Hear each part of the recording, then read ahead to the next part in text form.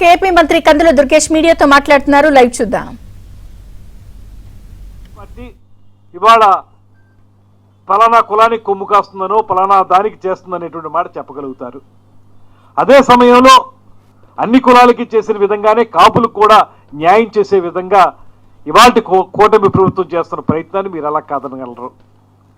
ఇవన్నీ వాస్తవాలు పక్కనుంటే మీరు ఎంతసేపు కులం చట్టంలో పవన్ కళ్యాణ్ గారిని బంధించి ఆయన్ని ఏదో రకమైనటువంటి అవాకులు చవాకులు ద్వారా మాట్లాడాలనేటువంటి ప్రయత్నం మీరు ఏదైతే చేస్తున్నారో దీన్ని తీవ్రంగా ఖండిస్తున్నాం.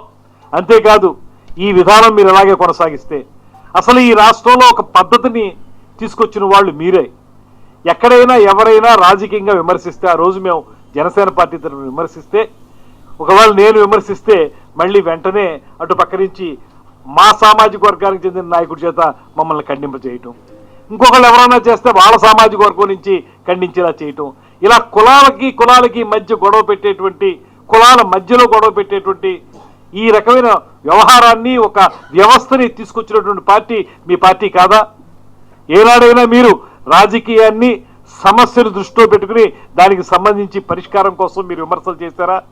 ప్రతి క్షణం కూడా కులాల కుంపట్లతోటి ఉండటానికి అన్ని సంఘటనలు జరిగినాయే. ఆ రోజున గిద్దలూరు నియోజకవర్గంలో వెంగయ్య అనేటువంటి యువకుడు వారి గ్రామానికి రోడ్లు కావాలంటే అతన్ని అప్పుడు ఉన్నటువంటి వైఎస్ఆర్ కాంగ్రెస్ పార్టీ ఎమ్మెల్యే తీవ్రంగా మాట్లాడి బూతులు తిడితే అతను ఆత్మహత్య చేసుకున్న సందర్భాన్ని మీరు ఆ రోజు ఎప్పుడైనా ఇలాంటి సమావేశం పెట్టుకున్నారా? లేకపోతే అనేక మంది యువకులు బలైనటువంటి సందర్భంలో మీ ప్రభుత్వ హయాంలో ఎప్పుడైనా ఇలాంటి సమావేశాలు పెట్టారా? ఇవాళ మీరు ద్రాక్షారామంలో సమావేశం పెట్టడానికి, లేకపోతే మీరందరూ రోడ్ల మీదకి వచ్చి నోటుకొచ్చినట్టు మాట్లాడడానికి, గావు కేకలు వేయడానికి కారణం ఏంటంటే ఇక మీకు భవిష్యత్తు లేదనేటువంటి మాట అర్థమైపోయింది కనుక ఈ రకమైనటువంటి కార్యక్రమం చేస్తున్నారు. దీన్ని మేము తీవ్రంగా ఖండించడం మాత్రమే కాదు, ప్రజలందరూ కూడా అసహ్యంగా మీ పట్ల ఒక ఆలోచన చేస్తూ ఉన్నారనేటువంటి మాటను తెలియజేస్తూ, ఎప్పటికైనా మీరు ఆ సిగ్గన్నటువంటి మాట ఉపయోగించారు కదా, ఆ సిగ్గే మీకుంటే, ఆ బుద్ధి అన్నటువంటి మాట మీరు ఉపయోగించారు, ఆ బుద్ధే మీకుంటుంటే, ఆ సరైనటువంటి మతి మీకుంటుంటే మీరు ఇప్పటికైనా పద్ధతిగా రండి, పద్ధతిగా మారండి, రాజకీయ విమర్శలను రాజకీయంగా చేయని చెప్పి కోరుతా ఉన్నాను.